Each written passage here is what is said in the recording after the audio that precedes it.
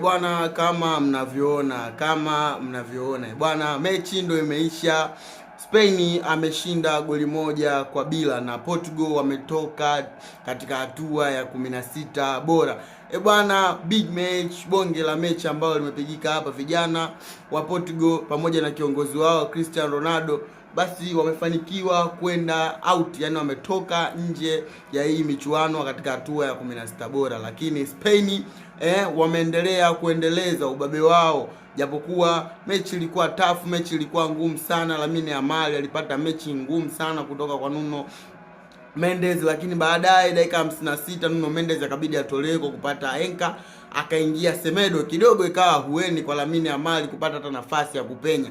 Lakini kosa moja ambalo linafanywa na safu ya Portugal ya ulinzi linafanya Mikel Merino kuandika goli lake la kwanza katika hii michuano.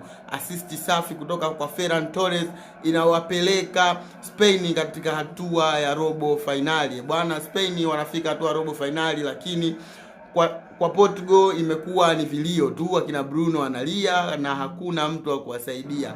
Bwana, goli ndo hilo hapo linafungwa, bonge la bao, yani bonge la bao linafungwa na Mikel Merino. Mashabiki wanashangilia sana sana sana.